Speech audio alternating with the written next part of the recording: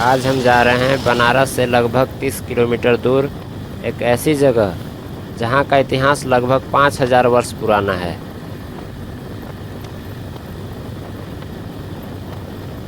ये है लाल बलुआ पत्थर।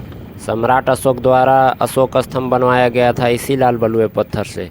बनारस के घाट, बनारस के मंदिर इसी लाल बलुए पत्थर के बने होते हैं। जेके सुपर सीमेंट भी यहाँ पर बनता है।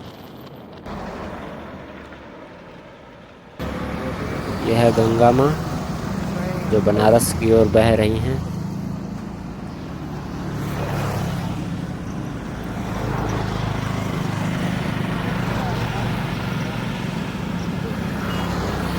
ये जो सामने दिखाई दे रहा है यही है चुनार फोर्ट। हम लोगों को वहीं पर जाना है और गंगा माँ यहीं से इसी पर्वत से टकरा कर बनारस की ओर मुड़ती हैं। अगर ये पर्वत न होता तो गंगा माँ सीधे बिहार की ओर चली जाती। इस पर्वत की प्राकृतिक बनावट मानव के चरण के समान है।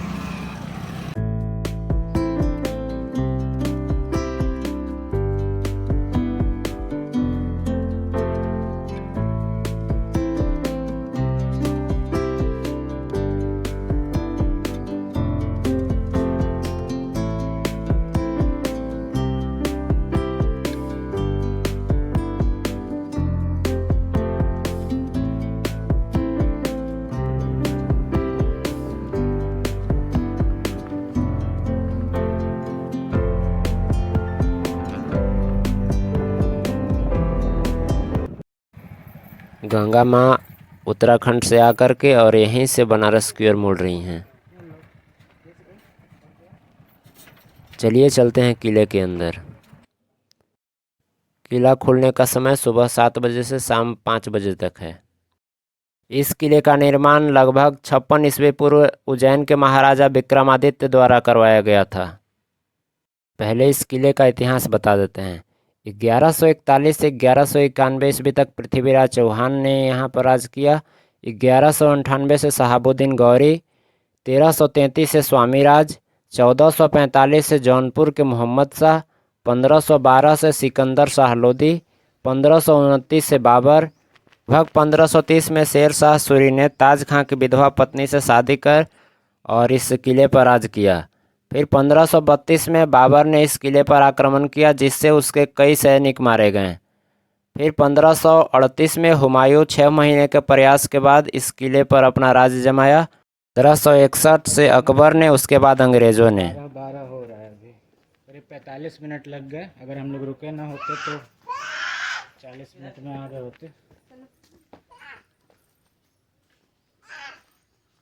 सीढ़ियों को इस तरह से बनाया गया है कि हाथी घोड़े भी आसानी से इस पर चढ़ सके और उनका पैर फिसले न और वे गिरे न, इसलिए थोड़ा सा धारीदार बनाया गया है।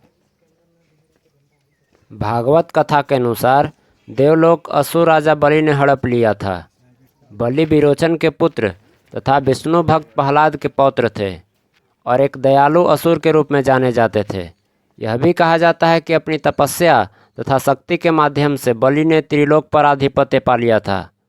वामन एक बौने के ब्राह्मण के भेष में बलि के पास गए और उनसे रहने के लिए 3 पग भूमि देने का आग्रह किया। उनके हाथ में एक लकड़ी का छत्र था। गुरु शुक्राचार्य के चेताने पर भी बलि ने वामन को वचन दे डाला। भगवान वामन ने अपना आकार इतना बढ़ा लिया कि पहले ही पग में पूरा भूलोक नाप लिया। तो पहला पग उन्होंने इसी स्थान पर रखा था, इसलिए इस पर्वत का आकार मानव चरण के समान है। इसलिए इस जगह का नाम चरनाद्रि भी पड़ा। ये है सोनवा मंडप। सोनवा 1333 के नेपाल के राजा स्वामीराज की बेटी का नाम था। उनका बचपन का नाम नैना था, इसलिए इस जगह का नाम नैनागढ़ भी पड़ा। इस मंडप को देखें तो ऐसा लगता है कि लकड़ी से बनाया गया है, लेकिन ये बलुआ पत्थर पर लकड़ी के जैसे ही संरचना उकेरा गया है। सोनवा के पिता स्वामीराज ने यह ऐलान करवा दिया कि मेरी बेटी से वही शादी करेगा जो मुझे युद्ध में हरा देगा। लेकिन दूर दूर तक कोई भी एक ऐसा राजा जो स्वामीराज को हरा सके ऐसा नहीं था। फिर एक दिन एक बहुत बड़े योद्धा आल्हा ने, जो कि पृथ्वीराज चौहान को प्राण दान दिया था, जो दुर्गा माँ के बहुत बड़े भक्त थे, उन्होंने इस किले पर चढ़ाई किए और सोनवा से शादी करने के लिए इस मंडप की परिक्रमा करने लगे। तभी स्वामी राज के सैनिकों ने उन्हें घेर लिया। तब आल्हा ने सैनिकों से खुद को घिरा देख वहां से सोनवा को घोड़े पर बैठा करके और भगाकर मैहर ले गए और वहीं पर उन्होंने शादी किया।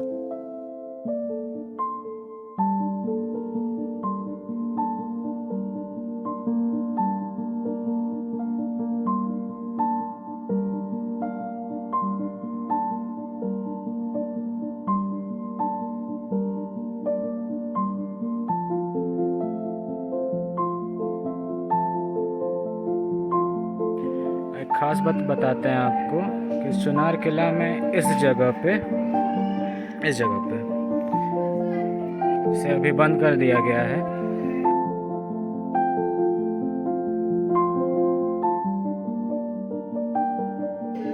ये सुरंग जाके सीधे रामनगर किला पे जो बनारस में है वहाँ खुलता है। और इसकी लंबाई अगर सोचें तो यहाँ से बनारस की लंबाई ऑलमोस्ट 29 से 30 किलोमीटर है, तो ये सुरंग की लंबाई भी ऑलमोस्ट उतनी ही होगी।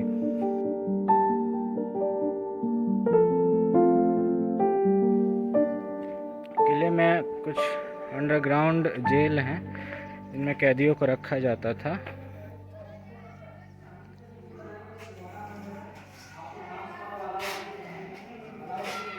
हम आपको वहाँ पे ले चलते हैं।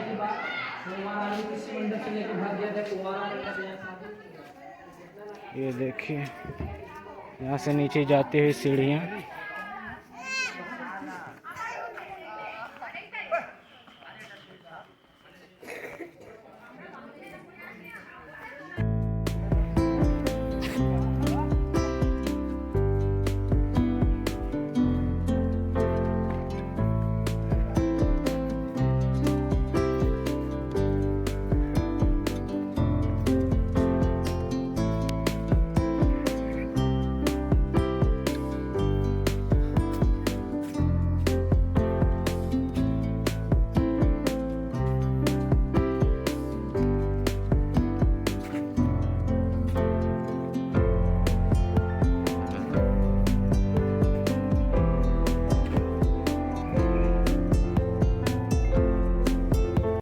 इस कुएं में पानी गंगा नदी से आता है।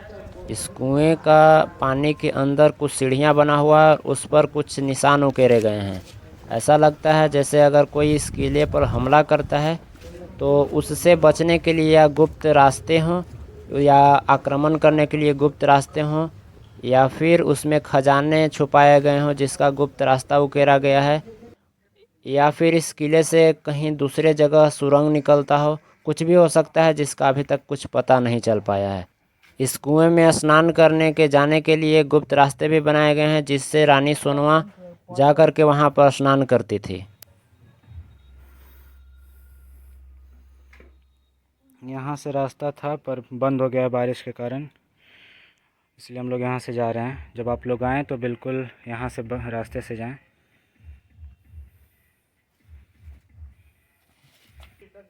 हाँ,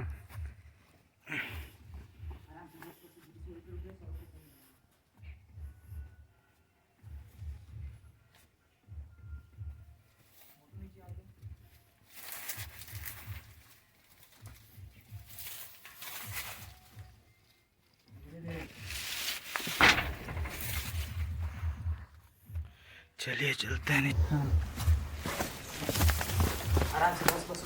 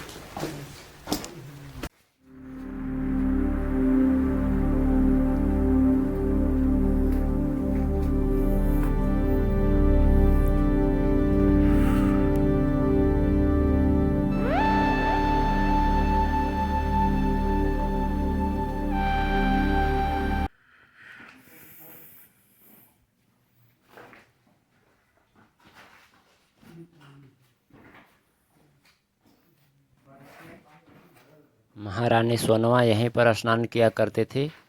और इधर ऊपर से रोशनी आने के लिए रोशनदान बनाया गया था, जिससे आप देख सकते हैं थोड़ा सा इधर अंधेरा है लेकिन यहाँ पर बहुत ज़्यादा तेज़ लाइट आ रहा है। और ये चाचा जी जिनके पास बिल्कुल साधारण सा मोबाइल है बटन वाला जिसमें कैमरे हैं, वो उसी से अपने परिवार को दिखाने के लिए वीडियो रिकॉर्ड कर रहे हैं और फ़ोटो खींच रहे हैं। हम लोगों जैसे महंगे स्मार्टफोन या महंगे कैमरे नहीं हैं उनके पास, लेकिन फिर भी वो बहुत खुश दिख रहे थे। वो अपनी ही दुनिया में मस्त थे। सचमुच में हम लोगों के कैमरे तो उतना खुशी नहीं दे पा रहे थे जिनका उनका छोटा सा मोबाइल, साधारण से मोबाइल में भी वो खुश थे।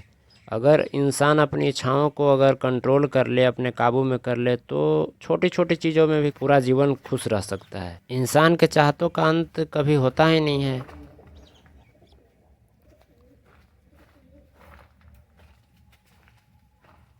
अभी तो बारिश की वजह से कुआं भरा हुआ है, इसके अंदर तक बहुत ज़्यादा सीढ़ियाँ बनी हुई है, बिल्कुल गहराई तक।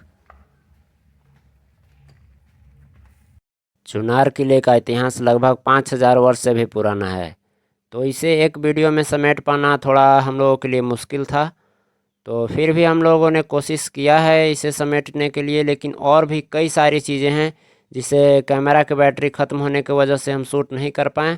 तो अगली बार आप लोगों के लिए वो जो बची हुई चीज़ें हैं उसका एक वीडियो हम दोबारा से वहाँ जाएंगे, और दोबारा से जाने के लिए हमें एक बहाना भी मिल चुका है। तो दोबारा बची हुई चीज़ें हम आप लोगों को दिखाने का प्रयास करेंगे, जिसमें धूप घड़ी है, अंग्रेज़ों के रहने का जो निवास स्थान है वो है, और भी बहुत सारे गुफाएं हैं, और जिनके वजह से यहाँ पर ये महल बना। राजा भर्तृहरि की समाधि स्थल है, और भी कई संतों की तपोस्थल यहाँ पर रही है, और यहाँ पर एक धूप घड़ी के साथ साथ शीश महल भी है। तो बहुत सारी चीज़ें हैं जो नहीं दिखा पाएँ, तो कोशिश रहेगी कि अगली बार दिखा दें।